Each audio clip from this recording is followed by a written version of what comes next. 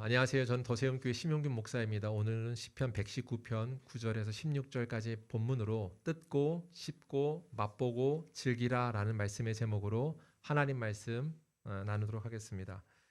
더세움교회 지난 한 주간 또 명절 때문에 2주 만에 보는 분도 있습니다. 여러분 어떻게 지내셨습니까? 평안의 시간들을 보내셨나요? 평안한 시간들 보내신 분도 있지만 변화의 시기 때문에 기도 제목이 많은 주간에 성도들이 보낸 것 같습니다. 지난 주간에 들어왔던 목양 기도 제목에 이런 기도 제목이 올라왔어요. 부탁하시는 기도 제목의 내용은 이런 겁니다. 세상의 변화, 그러니까 뭐 아까 말한 곧 다시금 복직을 하시는 분도 있고 학기가 시작하는 분도 있고 여러 가지 문제 이런 상황들에 있어서의 기도 제목일 텐데 바뀌는 시즌 이 시기에 세상의 이 바뀌는 환경 상황이 자기한테 말을 하는 것 같대요. 어떤 말을 하는가 들어보고 요약을 해보니까 이런 겁니다. 그때 그 집을 빨리 샀어야지라는 소리를 듣기도 하고 자녀 돌봄과 보호 학기 시작하면서 교육하는 걸 보면서 그게 그렇게 하는 게 맞아라고 하는 질책처럼 그 소리가 내 귀에 말을 하더랍니다. 상황이 나한테 그렇게 말을 한대요. 그거 아니야라는 거 그때 그랬어야지 이 소리를 듣는데 마음이 막 흔들리고 빼앗겨 버린답니다. 그래서 고민이 돼요. 그래서 어떤 생각이 들었냐면 그러면 눈을 감아버리고 귀를 듣지 않도록 막아버려야 하는가라는 물음이 생겼다라는 내용 이것이 맞나요?라는 기도 제목이었습니다. 이해가 갑니다. 소리를 들리는데 안 들었어라고 이렇게 치부할 수 없고 이미 들은 소리 때문에 내 마음은 요동치니까요. 여러분은 그런 경험 없습니까? 주변의 환경 때문에 상황 때문에 내 마음이 마구 흔들릴 때 우리는 굉장히 이런 경험이 많습니다. 상황을 보면서 내가 너무 무능한 것 같은 것 인간으로 그렇게 보여지는 것 같은 것 때문에 마음이 흔들리고요. 그 자책하는 마음이 생겨서 패배감이 들게 됩니다. 자, 그러면 해결책이 뭘까라고 할 때 그러면 눈을 진짜 감고 귀를 막으면 될까요? 근데 우리가 하나 아는 것은 그럴 수 없다는 겁니다. 우리가 세상을 사는데 어떻게 귀를 막고 눈을 감고 아무것도 몰라라고 하는 것 살 수 있느냐는 거죠. 그러니까 정신 승리 이런 걸로 살 수는 없다는 걸 알아요. 그걸로 안 된다는 걸 알고 있습니다. 그렇다면 우리가 이렇게 세상을 살면서 크고 작은 어떤 경험들, 변화 때문에 마음이 요동치는 경우 또는 내 존재 자체가 흔들리는 것 같은 위기를 만날 때가 있는데 그때 우리는 어떻게 해야 되는가요? 성경은 그것에 대해서 답을 줍니다. 그리고 오늘 성경이 그 이야기를 하나 하고 있는데 성경에서 오늘 그 답을 뭐라고 제시하냐면 말씀이라고 이야기하고 있습니다.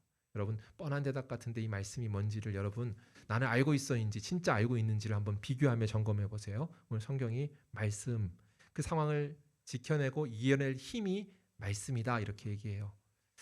그러면 질문이 생겨요. 여러분한테 질문하는 거. 여러분은 그러면 그런 위기에 나를 흔드는 그런 상황에 여러분을 지켜주고 다시 일으켜 세워주는 말씀이 있으십니까? 여러분이 이렇게 막 흔들리는 상황과 그런 위기 가운데 여러분을 붙들어주는 말씀이 있냐라고 하는 질문을 던졌습니다. 질문은 쉽게 말하면 이래요. 요약하면 이래요. 여러분만의 말씀 저장고가 있어서 저장 창고에 여러분 말씀이 쌓여 있으신가요? 오늘 이 질문에 대해서 한번 생각하고 나눔을 하고자 합니다. 더세움교회는 매번 매해 우리가 또 파란색 책을 드리고 있고 지금 들고 계신 우리 성진영 형제 들고 있는데 한번 손 한번 이렇게 책 한번 흔들어 주시겠어요? 예, 우리가 이걸 하죠. 예, 감사합니다. 우리가 이걸 다 지금 들고 계시고 지금 기록하고 계신 분들이 많은데 토다 노트를 쓰고 있습니다. 그죠? 토다 노트를 쓰는 이유 자체에 유익이 있죠. 근데 토다 노트뿐만 아니라 이 책 안에는 또 하나 더 들어있는 게 있죠. 그게 뭐예요? 153 토다와 함께 153 로고스가 있습니다. 153 로고스는 한 해의 말씀을 중요하게 생각하여 가정별 말씀을 결정하게 하고 그걸 굿즈로 만들어 드리기도 하죠. 그래서 이제 이 굿즈가 나왔죠. 예, 이번 주가 나와서 나온 지 좀 됐고 이제 대신방 때 이제 전해드리면서 가정마다 나눔을 할 겁니다. 그런데 이 굿즈를 만들어 드리고 말씀을 정하게 하는 그 153 로고스를 하는 데에는 이유가 있습니다. 뭘까요? 말씀을 이제 우리 가정에 필요한 말씀을 정하는 게 실력입니다. 그리고 그렇게 말씀을 결정하려면 말씀을 깊이 있게 상고하는 시간이 필요합니다. 또 그리고 우리 가정에 이 말씀 여러 가지 말씀 우리를 살리는 올 한 해 나를 붙들어줄 말씀이라는 그런 선물과 같은 확신을 가져야 하지 그 말씀을 선택할 수 있겠죠. 그러니까 물론 그렇습니다. 그러니까 한 해 동안 이 하나 말씀만 붙들고 살라는 얘기는 아니죠.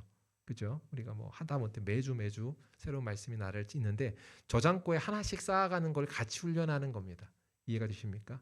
하다못해 1년에 하나의 구절이라도 여러분이 쌓아가는 겁니다. 뿐만 아니라 그걸 끄집어내어 여러분을 살려본 경험을 갖는 겁니다.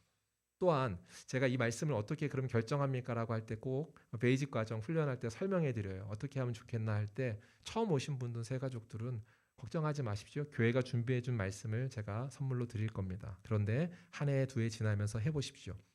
첫 번째로 어려우시면 52주 주일 설교 중에 우리가 토다 노트를 쓰잖아요. 그중에 여러분의 마음에 닿은 것도 있고 그 말씀을 통해 은혜를 내가 지켜짐 받은 경험이 있는 말씀들이 쌓일 겁니다. 매주 하다 보면요. 그 말씀 중에 골라보세요. 이렇게 설명합니다. 조금 더 여유가 생기시면 그 말씀뿐만 아니라 여러분이 매일같이 묵상하는, 우리가 매일 성경을 하고 있는데 매일 성경 말씀에서 토다노트에 매일같이 기록하는 칸이 있는데 그때 기록하셨던 말씀을 저장고에 쌓아두는 겁니다. 이렇게 얘기합니다. 이것은 단순히 기록을 많이 해둬서 기록에 대한 또는 암송에 대한 내용들을 많이 가지십시오만은 의미하지 않습니다.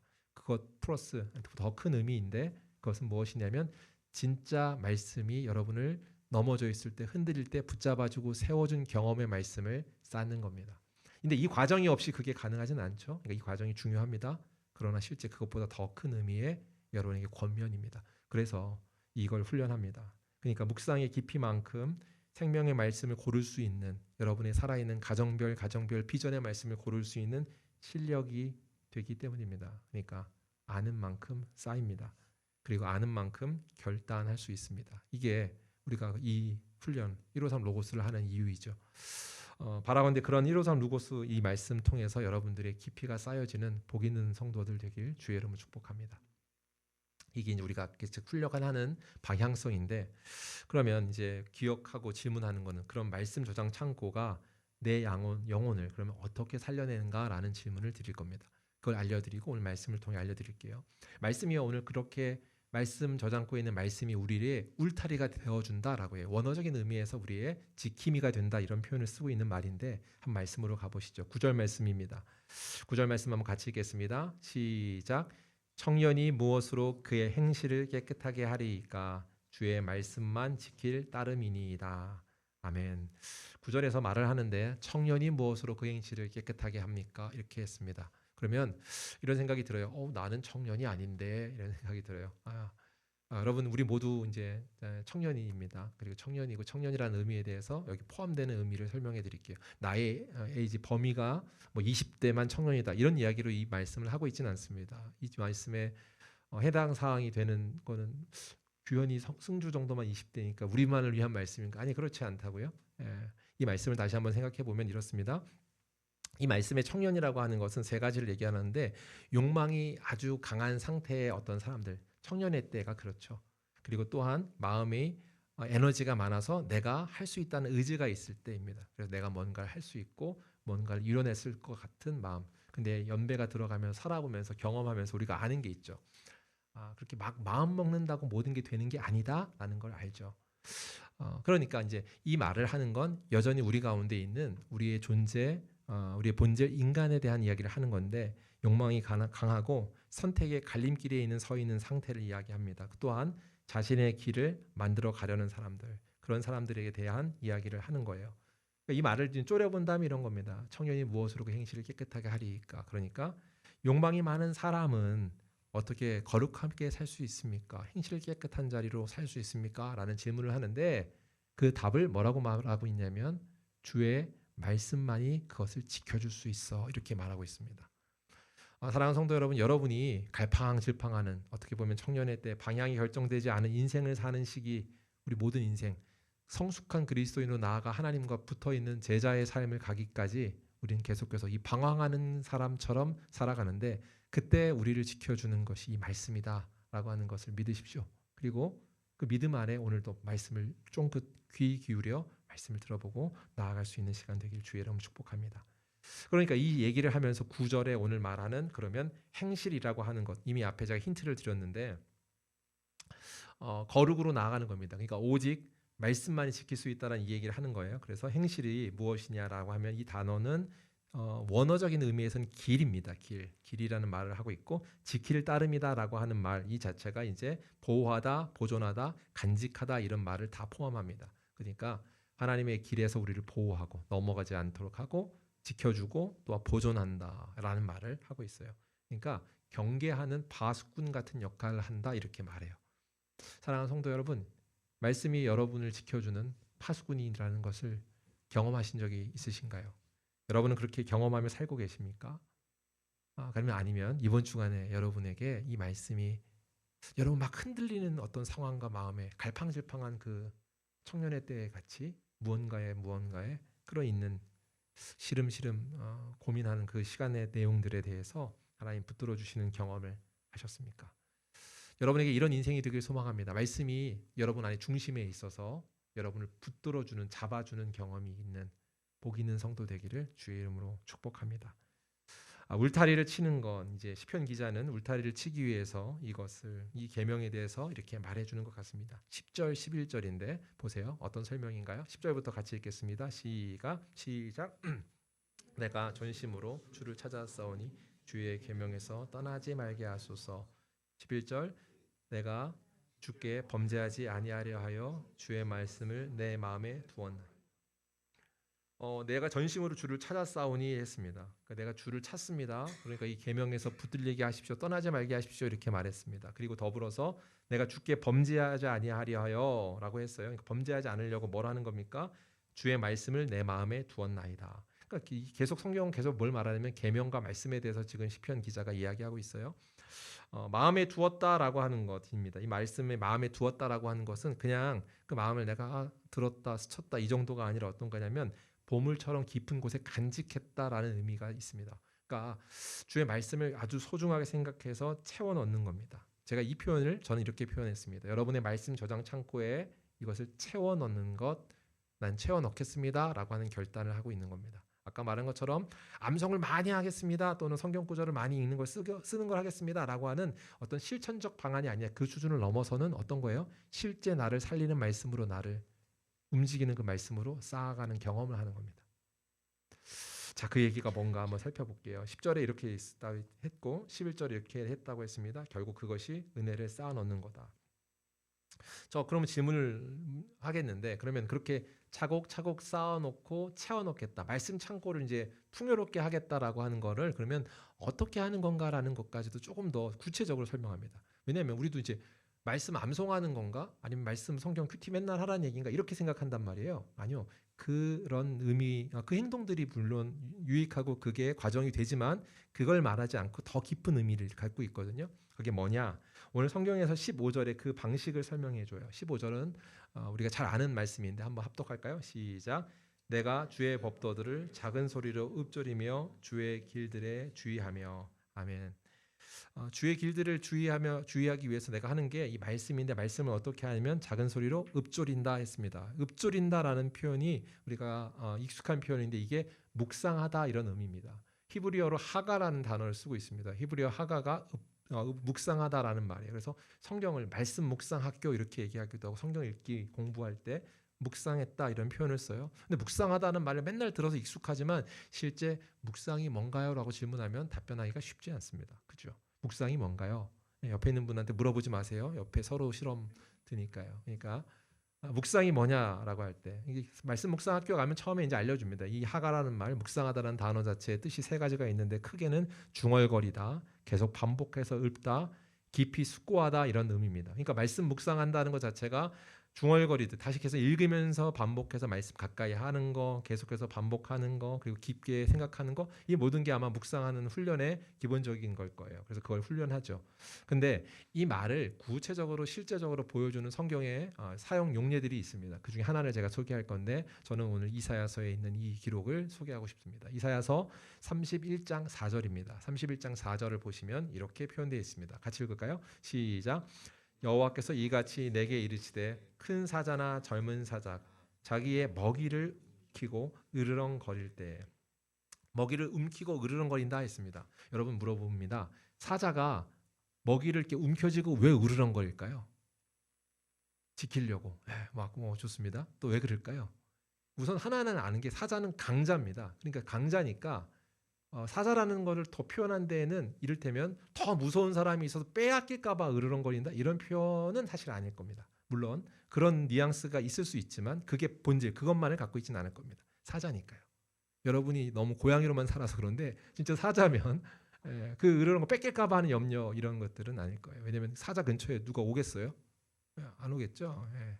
그러니까 단순히 그렇게만을 말하는 건 아닌데 사자가 먹이를 움켜쥐고 포위하며 으르렁거린다라고 하는 건 뭘까? 맹렬한 단어인데 이 단어 하가가 뭔지 좀 으르렁거리다는 의미가 뭔지 좀 살펴보면 좋겠습니다. 근데 이걸 잘 설명하기 위해서 제가 이제 몇 가지 한 두 가지를 소개할 겁니다. 첫 번째 한번 보시면 이게 이제 작년 가을에 SNS를 뜨겁게 달궜던 사진입니다. 2025년 10월인데 이 사진입니다. 한번 보여주시죠. 이 사진을 보신 분 있으신가요? 이게 작년 가을에 좀 핫했던 사진입니다. 예, 예. 이재용 삼성전자 회장, 잭슨 황 이제 엔비디아 CEO죠. 정의선 현대그룹차 회장이 이제 함께 모여서 했던 거 소위 깐부 회동이라고 해서 알려졌습니다. 이게 치킨집에서 치킨 회동했다 해가지고 사람들이 와갖고 사진을 엄청 찍었습니다. 근데 이들을 찍힌 내용 중에 가장 유명하게 찍힌 짤이 있습니다. 그게 어떤 짤이었는지 혹시 아세요? 사진이 좀 흐릿해서 제가 일부러 그 찍었는데 아마 기자도 이제 캡처를 해가지고 한 거라서 그런 것 같은데 가장 유명했던 내용은 뭐였냐면 그 치킨을 두 손으로 들고 발골을 하는 겁니다. 뼈를 앙상하게 다 이렇게 보여지게 흰 뼈가 드러나게끔 먹어서 그걸 가지고 사람들이 얘기를 많이 했습니다. 발라먹는 발골 모습 때문에 사람들이 유명했고 막 그걸 가지고 회자했는데 거기에 달린 댓글이 이런 겁니다. 이래서 부자다 이게 이제 이런 얘기가 있었고 야무지게 쪽쪽 잘 먹는다 이런 얘기들. 그래서 사실 그걸 가지고 그 본 사람이 그때 당시에 이제 여기 전체 사회를 진행했던 아나운서 여자분이 있는데 그분이 집에 가서 이제 아이한테도 그랬대요. 야 잭슨왕도 그렇고요. 이재용 회장도 그런데 이제 이 회장님도 그런데 네가 음식을 남기면 되겠냐 이러면서 이제 설명을 하고 했다고 이제 그 어떤 토크쇼에 나와서 이야기하는 걸 봤습니다. 자, 이게 회자됐던 거예요. 근데 이렇게 했던 이 말이 회자되는 의도 중에 하나는 뭐냐면 돈이 많은 사람이니까 대충 먹고 버리면 되는데 뭘 그렇게까지 먹어라는 생각을 드는 것 같아요. 왜냐면 갖고 있는 재산이 저 치킨집을 살 수도 있고 치킨집만 사요? 치킨집에 저 회사도 살 수 있고 할 만큼의 재력가잖아요. 그러니까 그렇게 먹을 것 같지 않다라는 생각에서 그런 의도를 말했던 것 같은데 그건 굉장히 모르고 하는 말입니다. 뭘까요? 뭘 모르냐면 치킨을 먹을 줄 몰라서입니다. 치킨을 왜 그렇게 먹어요? 돈이 없어서 그렇게 먹는 게 아니라 그렇게 먹어야 맛있기 때문입니다. 맞나요? 치킨은 손으로 먹어야 맛있죠. 그리고 손에 묻은 걸 쪽쪽 빨아 먹어야 맛있습니다. 저만 그렇게 생각하나요? 아내가 그렇게 하지 말라고 막 그러는데 사실은 그 맛을 경험해 본 사람은 알죠. 그 맛이 있잖아요. 손으로 먹어야 맛있어요. 그래서 그렇게 먹어요. 여러분 잘 이게 감동이 안 오시는 것 같은데 손으로 먹는 거 뼈다귀 음식을 제가 떠올렸을 때 한 번 더 생각해 봤는데 이건 조금 더 공감이 갈 것 같아요. 여러분 뼈다귀 음식 중에 맛있는 것 제가 좋아하는 것 중에 하나가 뼈다귀채 먹는 음식 감자탕이 있습니다. 감자탕 좋아하시나요? 뚝배기에 이렇게 좋아하는 거 아무도 안 좋아하시는 것 같고 슬기랑 저만 좋아하는 것 같아요. 우리 둘이 따로 먹는 걸로. 여러분 뼈다귀 있는 이 감자탕은 어떻게 먹어야 맛있나요? 제가 아는 사람 중에 어떤 사람은 이렇게 먹습니다. 죄송합니다. 이게 시리가 제가 한 게 아닌데 슬기 얘기했다고 너무 신나가지고 슬기랑 함께 먹을 감자탕 집을 찾아주겠대요. 똑똑하네요. 네. 뭐 하다 했죠? 아무튼 제가 아는 사람 중에 어떤 사람이 이제 감자탕을 이렇게 먹습니다. 어떻게 먹냐면 감자탕을 꺼낸 다음에 젓가락으로 살을 이렇게 다 발라냅니다. 한 접시에 놓고요. 그 다음에 그거를 또 뭐 국물에 적셔 먹든 소스에 적셔 먹는데 이렇게 쪽쪽 이렇게 먹습니다. 되게 품이 있고 또한 그 자체가 맛있으니까 적절한 맛이라고 충분히 저 동의가 됩니다. 그런데 그분은 아직 그 세계를 모르는 겁니다. 어떤 세계를 모르는 거냐? 감자탕은 뼈 마디마다 이걸 꺾어가면서 그 안에 있는 고기가 그 안에 있는 그 사이사이에 있는 진액을 먹을 때 드는 그 맛이 다릅니다. 그죠? 우리 둘만 아는 그 뭔가가 있어요. 아십니까? 뭐 손으로 쪽쪽 빨아먹어야 맛은 아닐 수 있지만 마디마디를 꺾어가면서 그 안에 뺀 진액, 골수를 베어 먹는 그러니까 그 골수와 감자뼈 그 안에 양념이 배어 있는 그 모든 것을 같이 조화롭게 먹을 때 야, 감자탕 좀 먹을 줄 아네 이렇게 생각하는 것 들은 것 같아요. 절대 젓가락으로 이렇게 떼어서 이렇게 해서 먹은 사람은 못 느낄 겁니다. 이것도 적절하지 않았나.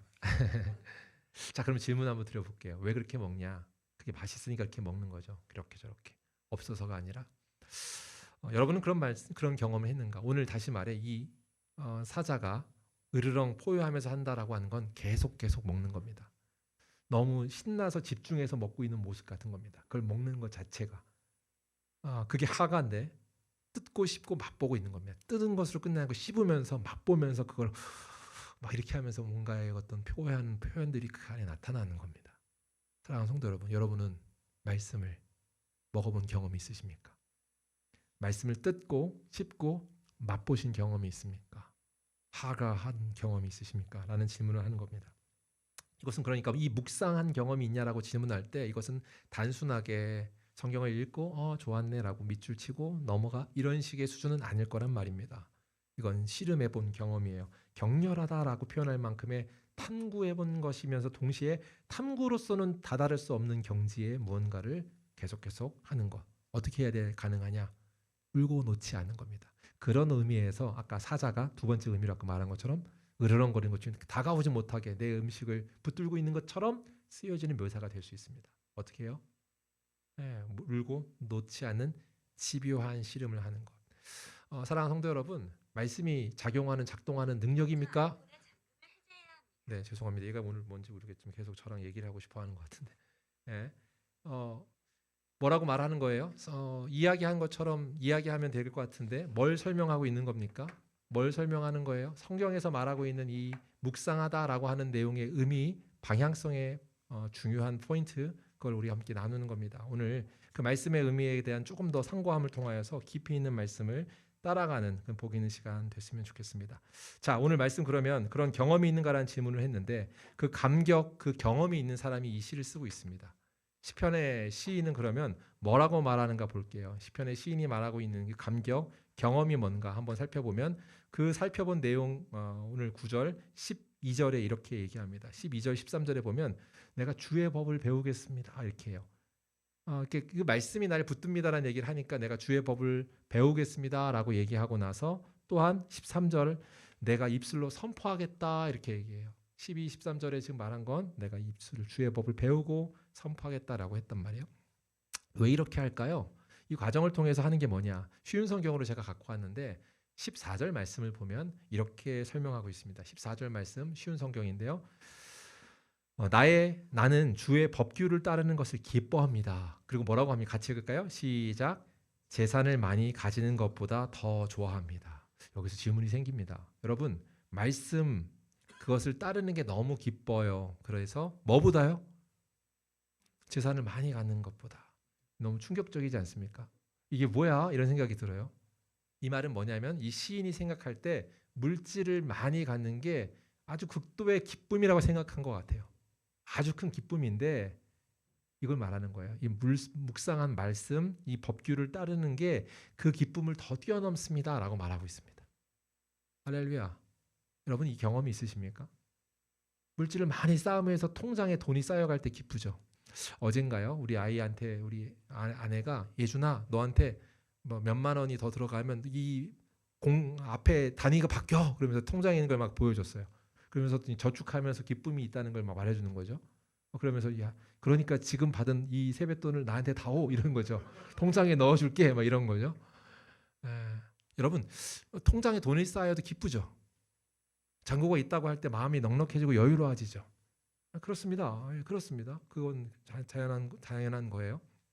연봉이 늘어났습니다. 연봉을 잘 협상했습니다. 그래서 회사랑 계약을 잘했습니다. 기쁩니다. 그런데 그걸 뛰어넘는 기쁨이 있다. 시인이 말해요. 그도 그걸 무시하지 않아요. 그런데 그걸 가지고는 비교할 수 없는 기쁨이 있다. 내가 그걸 기뻐한다라고 말합니다.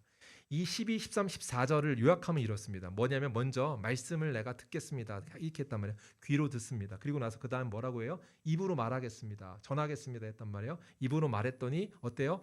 기쁨이 차오르고 가치관이 변합니다. 듣고 말하고 그것을 즐거워함으로 내가 가치관이 바뀐 것, 인생의 가치관이 바뀐 것까지를 성경이 얘기해요. 이 말씀이 이렇게 붙들어줍니다. 할렐루야. 이 세상에 어떤 재물 더 많아지는 것보다 내 기쁨이라는 걸 발견했습니다 라고 할 때 여러분은 이 땅에서 아주 미약한 기쁨만이 아니라 더 극상의 기쁨을 주고자 하시는 하나님의 선물을 받게 되는 겁니다. 그런 기쁨의 선물이 있는 여러분 되기를 주의 이름으로 축복합니다. 그것을 오늘 성경이 말하고 있습니다. 그러면 어떻게 되는가? 이 말씀이 예전에는 아까 뭐 기도 제목 오늘 지난주 묵상한 걸 나눠주면 얘기했습니다. 지난주에 제가 설교한 걸 꼭 들어보시고 연결 설교이긴 한데 꼭 들어보시고요. 지난주 설교에서도 잠깐 얘기했는데 철도 위에 달리는 것이 자유함이라고 하는 것은 설명했습니다. 다시 말해 우리는 자유하면 다 행복할 줄 아는데 우린 기차였습니다. 철도를 막 벗어나고 싶었는데 그 아무것도 못한다는 걸 모르고 막 벗어나려고 바둥바둥 발버둥 친 것이라는 걸 확인했죠. 자, 그러니까 율법이 짐이 아니라 기쁨의 철로 위에 달리는 것이라는 걸 깨닫게 되는 사람의 고백인 겁니다. 이 고백은 이렇게 말씀을 집요하게 맛보고 느꼈습니다. 누렸습니다. 그랬더니 16절에 이렇게 결정한 고백 그게 나옵니다. 개역개정의 성경이 16절에 이렇게 말해요. 주의 율례들을 즐거워하며 주의 말씀을 잊지 아니하리이다. 할렐루야. 그가 시편의 기자가 결정한 건 뭐예요? 이제 주의 말씀을 잊지 않겠다. 14절에 가치관의 전환이 일어났습니다. 그렇게 나왔어요. 재산이 많음보다 재물이 많음보다 더 기쁩니다. 이렇게 말했단 말이에요. 그렇게 기쁘다라고 말하고 나서 그가 주의 교훈을 읊조리며 아까 말한 하가하는 거죠. 어떻게 해요? 뜯고 씹고 맛보고 즐거워하는 거죠. 그렇게 하는 것을 결단하고 나서 잊지 않겠습니다라고 말하는 겁니다. 이 말은 뭡니까? 그러니까 즐거워하다는 표현이 이 오늘 시편에 2번 나오는데 앞서서 말하는 그 즐거워하는 건 내 가치관이 돈보다 더 즐겁다는 걸 압니다라는 수준이었다면 뒤에 나오는 두 번째 이제 16절의 즐거움은 뭐냐면 단순하게 내가 이것을 일회성으로서 즐거운 것이 아니라 영원토록 즐거워하기 위해 잊지 않겠습니다라고 하는 고백을 해요. 여기 뭔지 아십니까? 우리가요 종종 이럴 때 있습니다. 어떤 성경 공부를 참여하거나 제자 훈련 같은 걸 할 때 막 감동이 있어서 맛있다 내가 성경 붙잡아야지 이런 생각을 해요. 근데 단회적으로 끝나버리는 거예요. 우리는 쉽게 잘 끓어오르는 냄비 같아요. 그래서 쉽게 이렇게 끓어오르는데 금방 사그러드는 거예요. 그걸 언제 그랬느냐? 그냥 잊어버립니다. 근데 그런 게 아니라 오늘 시인의 고백은 잊지 않겠다라고 하는 결심처럼 단회적인 것이 아니라 평생 그 안에 있고 싶습니다 라고 하는 소망, 그를 붙들어주는 그 말씀을 발견하고 창고에 쌓고 있는 사람이 할 수 있는 고백입니다. 사랑하는 성도 여러분, 그런 고백이 있는 저 여러분 되길 소망합니다. 그러면 질문이 생기는데 그러면 그 고백이 어떻게 가능할까요? 제가 지난주 설교를 하고 이제 강단을 내려가자마자 한 성도님이 저에게 찾아왔습니다. 찾아와서 그분이 하신 말씀이 질문이었어요. 목사님, 율법에 붙들려야 한다고 했는데 그러면 율법이 뭔가요? 어디 나와 있나요? 이렇게 질문했습니다. 율법은 뭔가요? 어디 나와 있나요? 구약 성경에 나와 있지요. 근데 구약 성경에 나와 있는데 율법이라고 했을 때 우리가 요약해서 유대인들이 생각할 때 율법은 613개라고 말합니다라고 설명해 드렸고, 그리고 그 설명을 이어서 조금 잠깐 하고 시간을 덮어 놨습니다. 그리고 이제 오늘 사실 설교는 저는 오늘 다니엘서를 설교하려고 했는데 이 부분을 정리해 드려야겠구나라는 생각 때문에 오늘 시편의 두 번째 이 부분까지를 설교하게 됐습니다. 잘 한번 들어보십시오. 왜 이렇게 얘기하는가? 지난주에 매음의 미학이라고 했단 말이에요. 매음의 미학, 매어 있는 것이 아름다움이다, 극강의 기쁨이다라고, 그것이 즐거움이라고 매어 있는 것인데 그것이 더 자유로운 것이다라는 것을 지난주 설명했고, 그랬던 그 설교를 들은 성도님의 마음은 그럼 율법을 내가 알면 그것에 매어 있도록 애써야겠다라는 생각, 아마 순수한 마음, 거룩한 도전의 시작이었을 겁니다. 그죠? 근데 그런 거룩한 도전의 시작을 하는데 제가 질문을 드리는 건 613개를 제가 알려드리면 그걸 지킬 수 있겠습니까? 라는 질문을 드리는 겁니다. 숫자적인 상황에서 내용으로 그걸 지키는 것이 아니라 더 큰 명령을 주님은 주십니다. 이건 아마 부자 청년이 주님을 찾아왔을 때 했던 질문과 똑같습니다. 부자 청년이 주님께 찾아와서 얘기해요. 그리고 나서 내가 예전에 그거 다 613개 다 지켰습니다. 청년이 얘기하는데 주님이 요약해준 두 가지를 얘기하고 그 다음 얘기를 할 때 이 청년은 손을 들어버려요. 왜냐하면 그 얘기인 즉슨 주님이 주신 명령이 더 본질이어서 그 본질이 더 크기 때문에 포기해버리고 돌아갔다, 이런 얘기입니다. 그럼 주님이 하셨던 명령은 뭡니까? 그게 더 큰 건데 두 가지를 명령해요. 줄여주면 그게 뭡니까? 하나님을 사랑하고 이웃을 사랑하라 라는 겁니다. 율법을 요약하면 이 두 가지가 될 겁니다. 하나님 사랑과 이웃 사랑. 쉽게 말하면 613개라고 하는 것을 줄였을 때 10계명이 돼요. 613개는 제가 이제 더세움 성도라면 좀 더 아실 텐데 유대인들이 613개를 얘기하는 데에는 숫자를 외우자고 했었습니다. 혹시 기억하시는 분 계실까요? 안 계셔도 됩니다. 일부에도 했는데 기억을 못 하셨어요. 248, 365로 제가 외우자고 했었습니다. 248개, 365개 이 두 가지인데 248은 유대인들 생각할 때 사람의 몸에 있는 모든 뼈와 관절의 개수가 248개라고 생각한 것 같아요. 지금 과학자들은 200 초반대가 뼈라고 했던 것 같은데 그 관절 마딜까지를 계산해서 248이라고 했습니다. 그러니까 뭐냐면 지켜야 될 명령이 248개 있습니다. 이때 어떻게 지키겠다고 하는 거예요? 내 온 몸으로 그것을 지키겠다라고 하는 마음이고요. 365는 뭐가 떠오르세요? 네, 365일 맞습니다. 그러니까 365일 동안 하지 말아야 될 걸 하지 않는 것을 하겠다라고 하는 결심이에요. 그러니까 해야 될 것 248, 365고 하지 말아야 될 것 이걸 합쳐서 613개입니다. 제가 이제 613개를 막 리스트를 막 뽑아서 준다 한들 여러분 지킬 수 없다고 했어요. 왜 그랬냐면 그 숫자보다 더 큰 걸 여러분 갖고 있기 때문에 그걸 지킬 필요, 그것 때문에 매여 있을 필요가 없다는 얘기예요. 아니, 그게 이것 안에 포함되어 있기 때문이라는 얘기입니다. 그게 뭡니까? 하나님을 사랑하고 이웃을 사랑하는. 여러분이 이걸 점검하는 겁니다. 율법에 매여 있다는 건 여러분이 하는 행동과 삶이 하나님을 사랑하는 것 안에, 방향성 안에 묶여 있느냐라는 것을 점검하는 겁니다. 그걸 뜯고 맛보고 씹고 하는 것을 반복하면서 하나님 뜻을 발견하고자 나가셔야 합니다. 이 두 가지가 같이 엮여져 있습니다. 하나님 사랑, 이웃 사랑이라고 했고 이것을 쪼리면 딱 하나, 사랑하라라고 하는 거죠. 하나님께서 말씀하신 이 질문에 대한 이 사랑하라라고 하는 것을 여러분 지키고 나아가는 거, 이게 방향성입니다. 사랑함에 여러분이 묶여있는 은혜, 그걸 경험한다 이렇게 얘기합니다. 이 얘기를 한번 설명해 볼게요. 여러분 연애를 해보셨죠? 아니 안 해보신 분도 있을 것 같습니다. 예, 우리 딸이 안 해봤을 것 같고 나머지 분들은 다 해보셨을 것 같고. 자, 연애를 해보셨을 텐데 연애를 해보면 어떤 마음이 들어요? 사랑하니까 그 사람에게 관심이 가죠. 그리고 관심이 갈 뿐만 아니라 좀 더 잘해야지 하고 살펴보는 마음이 있을 거예요. 그죠?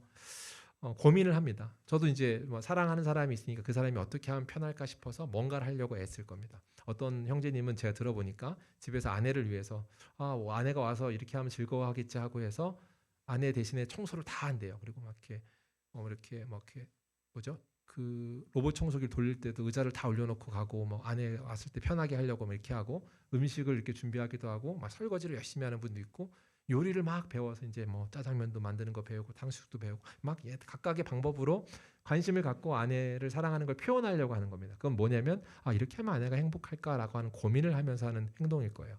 자, 사랑한다는 것 중에 하나는 관심, 그러니까 관찰하는 게 있죠. 깊이 그에 대해 묵상함이다라고 하는 첫 번째 표현이 있죠.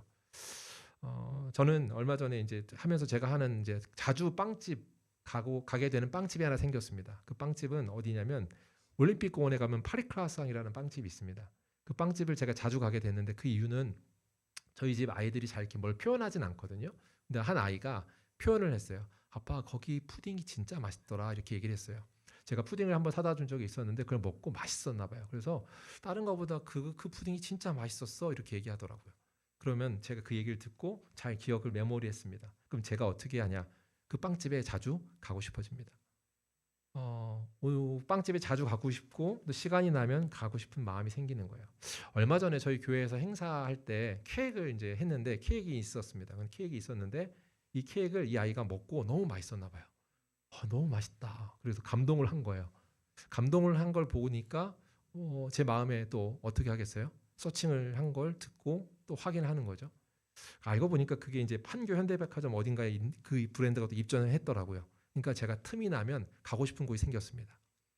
판교에 가고 싶습니다. 판교 지나가다가 들리고 싶은 마음도 들어요. 근데 아직 못 갔습니다. 그러니까 이게 실천하지 못한 거긴 한데 제가 만약에 이 아이가 마음이 우울하면 거기 갔다 와야겠다. 라고 하는 제가 이제 관찰하고 한 것들을 합니다. 자, 여러분 여쭤볼게요.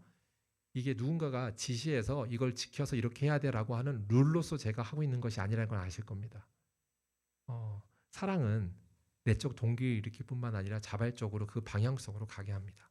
주님께서 하시는 명령에서 그 말씀이 너를 붙들고 있는 말씀이 되라고 하는 것의 첫 번째 출발은 사랑입니다. 그 사랑 반응하면서 나아가는 겁니다. 너무 잘 알아요. 청년의 때라고 말하는 건 여전히 우리가 의지가 강한 사람들이라는 걸 말하고 있습니다. 의지가 강한 우리, 그러니까 나는 지킬 수 없다는 거예요. 아니 설사 우리가 작정을 합니다. 그런데 그것이 불가능해요. 왜냐하면 죄가 의지보다 훨씬 깊습니다. 또한 습관이 어떤 결심보다 강합니다. 또한 욕망이 여러분의 다짐을 많이 할지언정 오래 못 갑니다. 욕망이 더 세기 때문에 여러분의 다짐을 꺾어버립니다. 그런데 의지와 결심과 다짐보다 더 강한 것이 있으니 그것이 뭐냐면 사랑입니다. 여러분이 사랑할 때 여러분 결심하고 막 이렇게 해야지 다짐하고 어떤 의지를 가지고 뭔가를 하려고 하는 것 이전에 사랑이 여러분이 채워질 때 여러분의 의지를 바꾸고 그 방향으로 가게 하더라라는 걸 가르쳐 줍니다.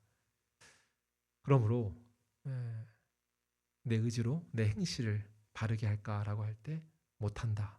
오직 사랑으로 합니다.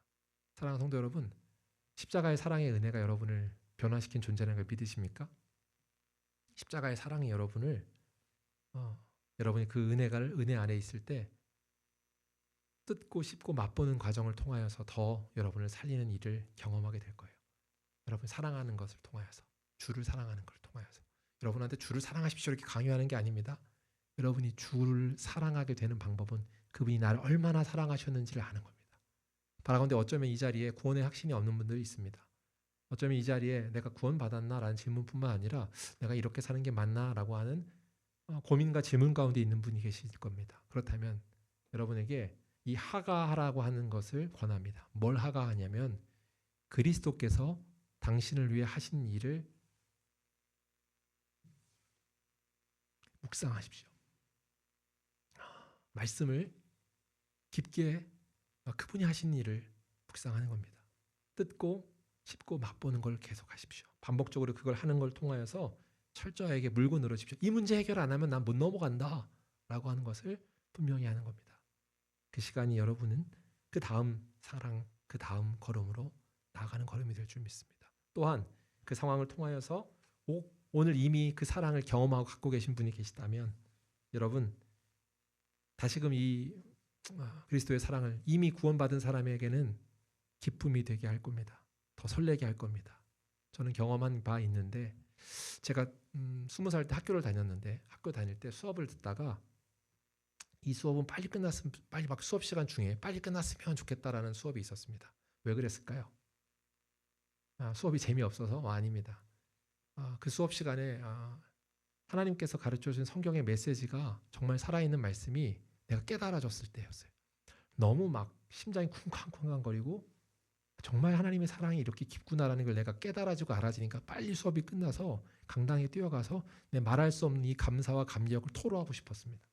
그래서 수업 시간 중에도 이 말씀 때문에 너무 뜨거워지는 쿵쾅거림을 경험하면서 빨리 수업이 끝났으면 좋겠다. 빨리 뛰어갔으면 좋겠다. 라고 하는 생각이 들었어요. 되게 아이러니죠. 수업을 듣는 시간 내내가 너무 즐겁고 이 시간이 안 끝났으면 하는 바람도 있으면서 동시에 빨리 가서 하나님께 아뢰고 싶은 마음이 제 마음을 붙잡았던 경험입니다. 여러 차례 있었습니다. 그 수업을 들었을 때 또는 청소년 사역에 대해 열망이 있을 때 청소년 사역 수업을 듣는데 그 현장에서 애써서 사역한 누군가 이야기를 듣는데 그 사역을 내가 빨리 현장으로 돌아가서 내 사역으로 전하고 알리고 그걸 나누고 싶은 마음에 막 심장이 두근두근 했던 경험이 있어요. 사랑하는 성도 여러분, 여러분이 말씀을 뜯고 씹고 맛보는 이 계속 으르렁거리듯 계속 그걸 붙잡고 씨름하는 시간을 통해 여러분 경험할 겁니다. 심장이 쿵쾅거리는 것을. 그리고 그 설렘 때문에 주님이 이렇게 하셨군요 라고 하는 것을 기억하면서 그 말씀이 여러분의 삶의 저장 창고에 쌓일 겁니다. 그리고 그 말씀이 여러분에게도 오는 위기의 시간 울타리가 되어줄 뿐만 아니라 청년의 때 도저히 올곧게 갈 수 없는 그 길 안에 머물 수 있도록 붙들어줍니다. 여러분 그 말씀이 여러분에게 선물로 주어지는 복된 시간 되길 소망합니다. 말씀을 맺겠습니다. 이 말씀이 기근의 창고에 쌓인 쌀들이 창고에 쌓인 이 쌀들이 기근의 때 여러분을 살리듯이 여러분의 위기의 순간 여러분을 일으켜 세우는 생명의 말씀이 되기를 주의 이름으로 축복합니다.